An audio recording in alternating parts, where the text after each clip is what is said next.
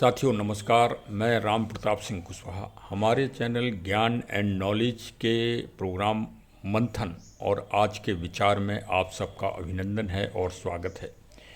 वास्तव में आज का दिन बहुत ही महत्वपूर्ण है हर दृष्टि से और बहुत ही डरावना भी है कि आज पूरी दुनिया में हाहाकार मचा है और लोग एक दूसरे की जान के प्यासे होते जा रहे हैं। और ये कहा जाए कि खून बह रहा है या तांडव हो रहा है तो कोई गलत नहीं, और वो भी दुनिया के उस क्षेत्रों में जो क्षेत्र अपने आप में एक मानवता के एक देखा जाए तो एक विकास पुंज कहलाते रहे हैं। जैसे पहले तो सबसे पहले भाई विश्व स्तर पर आज ग्रेट ब्रिटेन, जिसके नाम के आगे ग्रेट लगता है, वो आज अपने अस्तित्व को बचाने के लिए संघर्ष कर रहा है। देखिए विडंबना।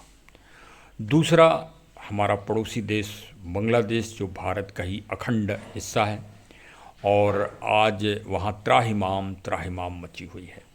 बांग्लादेश वो एक उदाहरण है बांग्लादेश का कि रेशम और मलमल की साड़ियाँ वहाँ ऐसी दिव्य बना करती हैं, कारीगरी इतनी उच्च कोट की है कि एक अंगूठी के अंदर से आप पूरी साड़ी निकाल सकते हैं।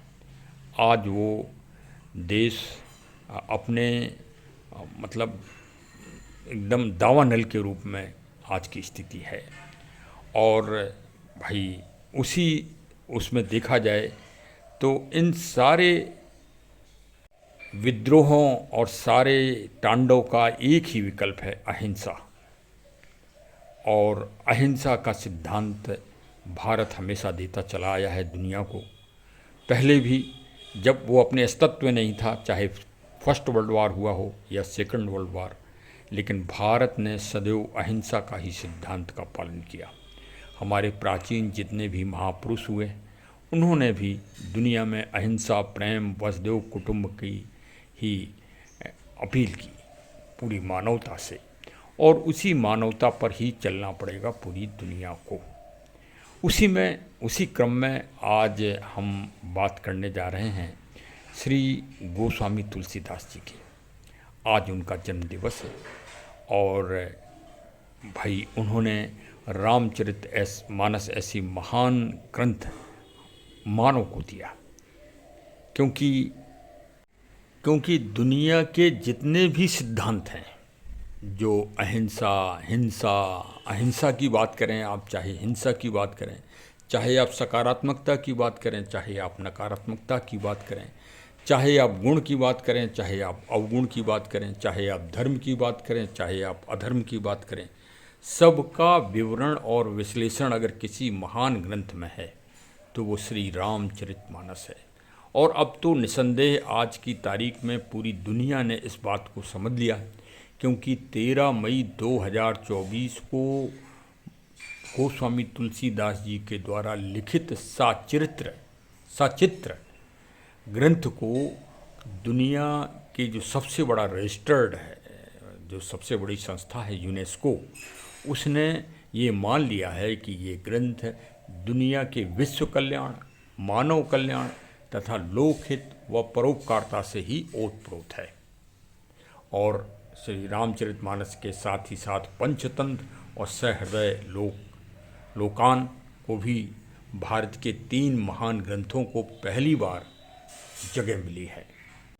यह तो कभी पंडित गोस्वामी तुलसीदास जी ने सोचा ही नहीं होगा कि वो विश्व पटल पर एक दिन आच्छादित हो जाएंगे। ये तो कोई ना कोई ईश्वरी शक्ति ही ये कार्य करा रही है निसंदेह रूप से। वैसे ऐसा नहीं है कि श्री रामचरितमानस ने समय समय पर परीक्षा दी नहीं है।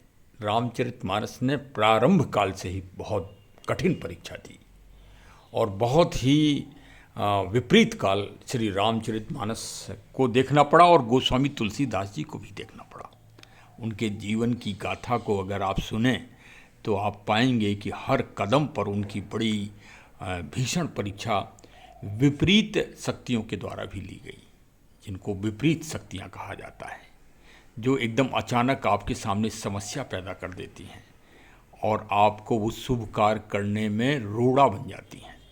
ऐसा भी प्रसंग आते हैं शास्त्रों में। तो उसका भी सामना करना पड़ा है गोस्वामी तुलसीदास जी को। लेकिन फिर भी ये रचना तो हो ही गई। ये रचना वास्तव में किसी देवी शक्ति के द्वारा ही हुई है। माना तो यही जाता है कि श्री हनुमान जी के द्वारा ही ये गोस्वामी तुलसीदास जी के माध्यम से लिखाई गई है।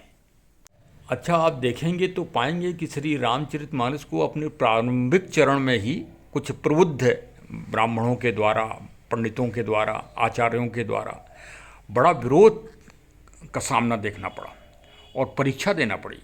और परीक्षा भी कहाँ हुई? भगवान शिव जी के दरबार में, वो भी काशी विश्वनाथ जी के दरबार में परीक्षा हुई। हाँ, ऐसे नहीं रामचरितमानस दुनिया में जन जन में फैल गई, परीक्षा के दौर से गुजरी और सारे ग्रंथ रखवाए गए और सबसे नीचे जो है श्री रामचरितमानस को पहले दिन दबाया गया। तो क्या चमत्कार हुआ कि श्री रामचरितमानस दूसरे दिन जब भगवान के दरवाजे खोले गए भगवान शिव के, तो सबसे ऊपर रखी मिली और उसमें क्या लिखा था? सत्यम शिवम सुंदरम। अब समझ में आया आपको कि भगवान राम और भगवान शिव जी में कितनी प्रगाढ़ता है। और एक भारत के प्रतिपक्ष के नेता हैं, हाँ, वो अब भाई सांसद हैं रायबरेली से, वो भी अवध क्षेत्र में आता है। हाँ, वो आजकल सिर्फ भगवान शिव की पूजा करके और संसद में जो है दिखाते हैं भगवान शिव को। किस लिए? इसलिए नहीं दिखाते कि वो भगवान शिव के पूजक हैं या भगवान शिव में आस्था रखते हैं। वो एडवर्टीजमेंट करवाते हैं भगवान शिव से, श्री गुरु नानक जी वाहे गुरु साहब से, पूजनी साहब से और श्री ईसा मसीह जी से। उनके हाथ का प्रतिबिंब दिखाते हैं कि ये देखो हाथ का निशान है और हमारी कांग्रेस पार्टी के हाथ का निशान है। और क्या कहते हैं कि हिंदुओं डरो मत, और जो हिंदू हिंसक है वो हिंदू नहीं, वो हिंदू की परिभाषा भी करते हैं। मैं आज इस वीडियो के माध्यम से प्रश्न कर रहा हूँ कि भाई जो बांग्लादेश में हिंदुओं के साथ घटनाएं घट रही हैं, तो उनकी नज़र में वो हिंदू हिंसक श्रेणी में आएंगे कि अहिंसक श्रेणी में आएंगे? इसका फैसला करने का किसने अधिकार दिया है उनको? अच्छा, और एक पूजनीय शंकराचार्य जी ने भी उनको सपोर्ट किया है। हाँ, ये भी एक खुशी की बात है। और जब से सपोर्ट किया है तब से हिंदुओं का मनोबल धराशायी हो गया है। इसी कारण बांग्लादेश ऐसे राष्ट्र में वो हिंदू अपनी रक्षा ही नहीं कर पा रहे हैं। हाँ, ये भी एक विचारणीय प्रश्न है। ये सब छल हो रहे हैं, ये सब भ्रम फैलाए जा रहे हैं इस देश में। इससे रामचरितमानस यही तो कहती है कि भ्रम और संशय में मत रहो कभी भी। हाँ, अभी हम आपको देखिए, हर आदमी के मन में आता है आजकल देश में दो विचारधाराएं चल रही हैं। हाँ, हर पूरी दुनिया में आप देखें, चाहे अमेरिका में देख लें, चाहे इंग्लैंड में देख लें, चाहे रूस में देख लें, चाहे चीन में देख लें, चाहे पड़ोसी देश बांग्लादेश में देख लें, चाहे वर्तमान समय भारत में देख लें, या अपने नगर की राजनीति में देख लें, कहीं भी आप देख लें, दो विचारधाराएँ। और उन विचारधाराओं में कभी कभी मन में भ्रम और संशय भी हो जाता है कि हम किस विचारधारा को सपोर्ट करें। और जो गलत विचारधारा वाले होते हैं वो बहुत मीठी बात करते हैं और बहुत बड़े बड़े सपने दिखाते हैं और डरवाते हैं और भय पैदा करते हैं। जैसे संविधान ख़त्म हो जाएगा, जैसे आरक्षण ख़त्म हो जाएगा आदि, इस तरह के नारे देते हैं और उससे जनता का मतलब एक तरह से भ्रम पैदा कर देते हैं और फ़ायदा लेने का प्रयास करते हैं। हाँ, तो इस गंभीर विषय में श्री रामचरितमानस क्या मोटिवेशन देती है, आज अगर आप इसको समझ जाएंगे तो ये मैं मान जाऊंगा कि वास्तव में एक महान संदेश श्री गोस्वामी तुलसीदास जी के द्वारा लिखित श्री रामचरितमानस का महान सिद्धांत एक सुन लिया। और वास्तव में ऐसे ही प्रसंगों पर चर्चा होना चाहिए श्री रामचरितमानस की। राम जी का तो चरित्र और वो जितना गुण गाया जाए उतना ही कम है। हम लोग नीच पुरुष हैं, क्या भगवान राम के गुणों को हम गा पाएंगे? बड़े बड़े महान से महान लोग होते हैं तो भी कुछ अंश प्राप्त कर लेते हैं। तो चलिए, लेकिन उस प्रसंग को आप जरूर सुनिए। हाँ, श्री रामचरितमानस का प्रसंग थोड़ा अधूरा रह गया भगवान भोलेनाथ जी के दरबार का। इसलिए भाई आज ज़्यादा भोलेनाथ की प्रशंसा हमें करना पड़ रही है कि श्रावण मास चल रहा है। हाँ, और नाग पंचमी अभी कल ही हुई है, तो भाई भोलेनाथ की जय जयकार तो बोलना पड़ेगी भाई। हाँ, और इसे मतलब सभी लोग सुने, आनंद लें कि दूसरे दिन फिर श्री रामचरितमानस को सबसे ऊपर रखा गया। हाँ, विद्वानों ने रखा, मतलब श्री रामचरितमानस की परीक्षा ही लेना थी। और फिर जब दूसरे दिन दरवाज़ा खोले गए भगवान भोलेनाथ के दरबार के, तो श्री रामचरितमानस सबसे नीचे मिली, और जब दरवाज़ा खोले गए तो बड़ी तेज भविष्यवाणी की तरह आवाज़ हुई, सत्यम शिवम सुंदरम। ये है यथार्थ श्री रामचरितमानस का, आपको महत्व मैंने आज बता ही दिया। अब आप उसका प्रसंग जरूर सुन लीजिए और भविष्य के लिए अब तैयार हो जाइए। हाँ, अब जो देश की और नगर की और जो सब जगह की स्थितियाँ आ रही हैं, और देख ही रहे हो आप कि जब ग्रेट ब्रिटेन ऐसे और फ्रांस की महाशक्तियाँ, ऑस्ट्रेलिया ऐसी शक्तियाँ भी आज बुरे समय से अपना मतलब उस समय से गुजर रही हैं, तो अब ये धीरे धीरे धीरे धीरे अब जो अहिंसा का पूज्य राष्ट्रपिता गांधी जी भी मुकर गए थे, अब वो सब खत्म होते जा रहे हैं। हाँ, और इसी तरह से जैसे हमारे सांसद जी ने संसद में जो कहा कि मतलब एक हिंदुओं पर कटाक्ष किया, वो एक तरह से हिंदुओं के मनोबल को तोड़ना है, कॉन्फिडेंस को। जिस व्यक्ति में कॉन्फिडेंस अगर आप तोड़ दो मनोबल को, तो उसको आप जीत लोगे। तो ये उनके छल है, उनका भ्रम है, उनकी उनकी ये एक तरह से सुनियोजित षड्यंत्र है। और वो हम बता रहे हैं आपको कि वो स्वतः कुछ नहीं कर रहे हैं, वो तो किसी के इशारे पे कर रहे हैं। अब जो स्वतः क्या करेगा, जो संसद में आके सो जाए, जब बहस हो रही हो, वो भी बहुत महत्वपूर्ण विषय की, और वो सो जाएं, तो फिर क्या होगा? यही होगा कि कोई उनको सलाहकार, विभिन्न तरह के सलाहकार होते हैं, विभिन्न विचारधाराओं के होते हैं, उनको सलाह देंगे कि आपको आज संसद में ये बोलना है, वो आके वही बोल देंगे। उसके परिणाम तो उन्हें मालूम नहीं कि इसके परिणाम हमारे एक शब्द के कितने भयानक होंगे और किन किन का मनोबल टूटेगा। आज बांग्लादेश की ये स्थिति हो गई कि वो अपना खुद की रक्षा नहीं कर पा रहे, इतने हतोत्साहित हैं, इतना मनोबल टूटा हुआ है वहाँ के लोगों का। वैसे ही मनोबल टूटा हुआ है, कैसे? जैसे श्री रामचरितमानस के जो पात्र हैं, जो वानरों के राजा हैं, राजा सुग्रीव, वो अपने सगे भाई बाली के डर और भय से छिपे हैं, और उनकी मदद कौन कर रहा है? श्री हनुमान जी।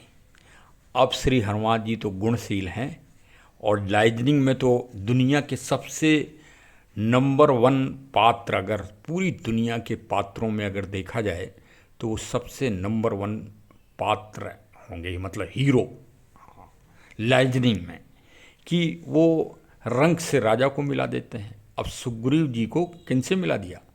प्रभु ब्रह्म से, प्रभु श्री राम लला जी से मिला दिया भाई। वाह, देखिए, और इतना एकदम आत्मविभोर कर दिया कि भगवान ने जो है सुग्रीव जी की बात सुनी, और सुन के उन्होंने पाया कि हम उसका साथ देंगे जो सत्य के मार्ग पर चल रहा होगा। बस यही है श्री रामचरितमानस की महान नीति, कि परीक्षा का दौर आपके पास भी आएगा, जैसे भगवान के सामने आया था। वो बाली भी उनका भक्त था, ऐसा नहीं है कि सुग्रीव ही भक्त थे। बाली तो और भी बड़ा भक्त था, और बाली बहुत बड़ा प्रतापी था, रावण को जीत भी चुका था। चाहता तो खबर पहुंचा देता तो माता सीता जी को छोड़ जाता रावण, इतना बलशाली था। हाँ, बाली। लेकिन भगवान ने कहा कि अगर हमने बाली का सहारा ले लिया, और बाली के सहारे से अगर रावण पर विजय हमने प्राप्त की, तो दुनिया यही कहेगी कि अपने स्वार्थ के लिए और अपने हित के लिए एक अपराधी व्यक्ति से, एक अहंकारी और आतंकी व्यक्ति से मदद ले ली। ये है श्री रामचरितमानस का महान मोटिवेशन। आपको चाहे जितनी बड़ी परीक्षा देना पड़ जाए, लेकिन सत्य से मत टिकिए, सत्य पर चलिए, और सत्य पर ही चल के क्या होगा आगे, भगवान राम आपको सुग्रीव की तरह राजा बना ही देंगे। सुग्रीव को ये अकेले थोड़ी बनाया, आगे चल के फिर विभीषण को भी बना दिया, क्योंकि विभीषण भी उनकी शरण में आ गया था। तो भाई परम शक्ति, परम प्रभु, मतलब ये बताया है श्री रामचरितमानस में, चरित्र चित्रण आके भगवान प्रभु श्री राम जी ने बताया है। ये दुनिया का एक ऐसा शास्त्र है, इसीलिए तो हम कभी कभी कह देते हैं ना, ऐसे वेद तो भाई निसंदेह दुनिया के सबसे प्राचीनतम ग्रंथ भी हैं और महान भी हैं। लेकिन अब हम कहते हैं कि भाई एक जगह वहीं काशी विश्वनाथ जी में ही बैठे थे एक आश्रम में, बिल्कुल भगवान जी का जो दरबार है वहाँ से 50 कदम दूर, वहाँ एक संस्कृत के बहुत बड़े प्रधानाचार्य जी थे और हमारा और उनका सत्संग चालू हो गया। तो हमने भाई अपनी रामचरितमानस, हमारी तो औकात यहीं तक है रामचरितमानस तक, और हमने उनसे कह दी यही चीज़ कि भाई वेद कुछ नहीं है, रामचरितमानस बहुत कुछ है। अरे वो हमारे ऊपर एकदम हावी हो गए और हमारी बोलती बंद हो गई। अरे फिर हमने हनुमान जी को याद किया। देखो हम भाई, हम छलल नहीं बोल पाते, हम बोलते सही है जो कुछ है। तो फिर हमने हनुमान जी को याद किया। हनुमान जी ने हमको एक प्रेरणात्मक चीज़ सुझाई तुरंत। उन्होंने कहा इन प्रधानाचार्य महोदय को ये उत्तर दे दो कि भाई समुद्र है तो बहुत बड़ा, जैसे वेद तो बहुत बड़े हैं, पानी पानी भरा हुआ है समुद्र में, जैसे वेद में ज्ञान ही ज्ञान भरा है, तो क्या उस पानी को कोई आदमी पी सकता है, समुद्र के पानी को और गंगा जल के पानी को? अरे बस एक एक बूंद के लिए, गंगा जल के लिए तरसता है। तो गंगा जल की तरह है श्री रामचरितमानस, सरल और महान ज्ञान से ओतप्रोत ऐसी है। हाँ, वेद की तरह, सागर की तरह वेद में तो महान ज्ञान है, लेकिन वो ज्ञान किसी के बस की बात नहीं। जब तक आपको कोई प्रकांड आचार्य न मिले तब तक आपको वेद की बात समझ में नहीं आएगी। और श्री रामचरितमानस को तो रोज रटो, 5 चौपाई रोज पढ़ो, तो आपका ज्ञान चक्षु खुलने लगेगा। और विश्वास रखो कि जब गोस्वामी तुलसीदास जी सचित्र यूनेस्को में पहुंच सकते हैं, संयुक्त राष्ट्र संघ में, जहां कोई राम का नाम नहीं लेता था, वहां पहुंच के उनका चित्र भी लगा है और रामचरितमानस की पूरी प्रतियां भी रखी हैं। और रजिस्ट्रेशन के बाद से यूनेस्को और संयुक्त राष्ट्र संघ श्री रामचरितमानस के प्रचार और प्रसार के लिए पूरे दुनिया में एक अपनी तरफ से प्रयास करना चालू कर देगा। तो अब क्या समझे आप कि तुलसीदास जी राजा बने कि नहीं बन गए? भाई देखा जाए तो तुलसीदास जी आज विश्वव्यापी राजा हो गए भाई। और राजा का मतलब यही तो है कि जैसे आप पैसा उठाओ 500 का नोट, तो आपको पूज्य महात्मा गांधी जी नज़र आते हैं, तो भाई वो इस देश के, मतलब हम उनको सम्मान देते हैं एक तरह से। भाई अघोषित रूप से तो राजा ही हैं। अब जैसे आप डॉलर उठाओ तो वहाँ कुछ और बना रहता है, वहाँ के राष्ट्रपति साहब का वो बना रहता है। तो अब आज आधुनिक काल में तो भाई यही है ना। तो अब तो गोस्वामी तुलसीदास जी पूरी दुनिया के हर देश के एम्बेसी में पहुंचेंगे वो, क्योंकि वो प्रतियां आप जाएंगे यूनेस्को की तरफ से। क्योंकि साथ में ये भी टिप्पणी है ना कि श्री रामचरितमानस लोक हित, मानवता के हित और विश्व कल्याण का दुनिया का महानतम ग्रंथ है।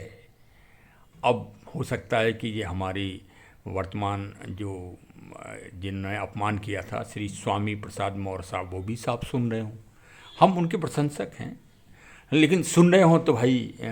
और जब उन्होंने वो अपमानित की थी ना श्री रामचरितमानस, हमने उसी दिन एक ब्लॉग बनाया था और हमने ये कहा था कि रामचरितमानस वास्तव में दुनिया का नंबर 1 ग्रंथ बनेगा। वो ब्लॉग आप सुन लीजिए तो देखिए आज श्री रामचरितमानस वास्तव में दुनिया का सबसे महानतम ग्रंथ बन गया है। अच्छा भाई, तो सुंदरकांड भी देखो, श्री रामचरितमानस पढ़ो, सुंदरकांड अगर आप ना पढ़ो तो आप समझिए कि आपके कमरे में प्रकाश तो हो रहा है, लेकिन उस प्रकाश में आप मौजूद नहीं हो। बस बात समझ गए आप हमारी। प्रकाश तो बहुत हो रहा है कमरे में, मतलब आपके मन में, आपके शरीर में, आपकी आत्मा में, आपकी बुद्धि में, आपके विवेक में, लेकिन वो प्रकाश से आप अभिभूत नहीं हैं। और जब अगर सुंदर कांड पढ़ लेंगे तब तो फिर क्या कहने। तो अब आगे आपको मिलेगा यथार्थ सुंदर कांड पढ़ने को। हाँ, श्रावण मास चल रहा है, भोलेनाथ की कृपा से हर हर महादेव। यथार्थ सुंदर कांड, उसमें पुलिस का वर्णन जब आप सुनेंगे तो आप वास्तव में अभिभूत हो जाएंगे। अब भाई श्री रामचरितमानस को हमने नंबर 1 पहुंचा दिया है, अब और गोस्वामी तुलसीदास जी को पहुंचा दिया है। आज अब यहीं हम समापन दे रहे हैं, क्योंकि हमको अयोध्या श्री दशरथ महल जाना है, जहां आज बहुत बड़ा एक प्रोग्राम होता है। दशरथ महल बड़ी जगह, बड़ा अखाड़ा अयोध्या में श्री राम जन्मभूमि जी के बिल्कुल सामने है। और वहाँ पर जो वहाँ के मेन जो संत थे, महंत जी साहब, उनका आज जन्मोत्सव है, उसका आयोजन है। तो उस आयोजन में वहाँ पहुँचना है। और वर्तमान जो महंत जी साहब हैं श्री देवेंद्राचार्य साहब महोदय, तो वो आज जो है वहाँ पर बहुत बड़ा आयोजन करेंगे। उस आयोजन में हर्षोल्लास के साथ आज हमको पहुँचना है। वो भी तुलसीदास जी के प्रतिरूपक माने जाते हैं अयोध्या में। और अब ये निवेदन कि हमारे चैनल को भी सब्सक्राइब कर लें। और रक्षाबंधन के दिन प्रतियोगिता परीक्षा 2024 का आयोजन हो रहा है। पिछले साल भी हुआ था, आप लोगों ने भाग लिया था, इस बार भी भाग लेना है। उसमें भाई प्रकृति के जागरण, संवर्धन, संरक्षण हेतु प्रश्न आते हैं। एक जागरूकता अभियान है, वो बहुत ही अच्छा। उसमें आप भी शामिल होइए, बच्चों को भी शामिल करिए। और उसके लिए हमको अपनी शक्ति और अपना अंश भी प्रदान करिए। हमारा QR कोड मैं प्रेजेंट कर रहा हूँ, उसमें आप जो भी मदद कर सकते हैं वो मदद करिए, जिससे उस आयोजन को हम और अच्छे तरीके से आधुनिक रूप से करा सकें। हर काम में देखिए भाई पैसे खर्च होते हैं, और ये तो सामूहिक काम हमारी ट्रस्ट राम रक्षा फाउंडेशन ट्रस्ट 999 लखनऊ के माध्यम से होता है। अब ट्रस्ट वाले तो भाई हाथ फैलाए ही रहते हैं, हाँ, और जन सहयोग से ये कार्य होते हैं। आप ही हमारे मालिक हो भाई, अपनी मदद करिए भाई QR कोड में। हाँ, गुप्त दान भी दे सकते हैं आप हमको, हमारी संस्था को, हमारे ट्रस्ट को, कुछ भी दे सकते हैं। हाँ, ट्रस्ट सब हजम कर लेता है। नहीं, वो तो अलग बात है, लेकिन आप लोग सहयोग करें और मदद करें और हमारा मार्गदर्शन भी करें।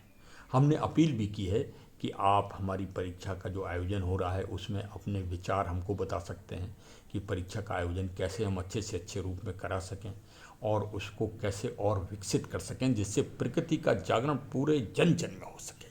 हमारा उद्देश्य है, जो हमारा उद्देश्य है भाई। देखिए, लोग बाग एडवर्टीजमेंट कराते हैं अपने सामान का, अपने उसका। अब तो हमने भी प्रयास एक ये किया है भाई कि प्रकृति संरक्षण व जागरण और जलवायु परिवर्तन के दंश से लड़ने के लिए लोग जागरूक हों। तो ये भी एक हमारे प्रचार का माध्यम है, क्योंकि दुनिया के सामने सबसे बड़ी अगर कोई समस्या है, विकराल भीषण समस्या आ रही है, तो वो पर्यावरण और प्रकृति की आ रही है। और उसका विकल्प श्री रामचरितमानस और भारतीय संस्कृति में है, क्योंकि दुनिया का एक ऐसा ग्रंथ है जिसमें एक पूरा 7 कांडों में एक कांड अरण्य कांड है। जंगल की रक्षा के लिए प्रभु राम समर्पित हैं। जब उनको वनवास हुआ तो उन्होंने कहा कि हमको कानन का राज्य मिल गया, हमारे पिता ने हमको कानन का राज्य दे दिया। अयोध्या का राज नहीं, अयोध्या का राज तो क्षीण है हमारे लिए, हम कानन के राजा बन रहे हैं। तो भाई इसी के साथ प्रभु राम लला जी के महान मोटिवेशन और महान प्रेरणा के साथ कि जंगलों को हमको सुरक्षित रखना पड़ेगा और प्रकृति को सुरक्षित रखना पड़ेगा और इन महान ग्रंथों को भी सुरक्षित रखना पड़ेगा और इनको सही विकल्प और सही जगह, सही स्थान भी प्रदान कराना होगा। इसके लिए भी हमें दृढ़ संकल्प होना पड़ेगा। चलिए सब, जय हिंद, जय हिंद। चैनल को अवश्य सब्सक्राइब कर लें। जय हिंद।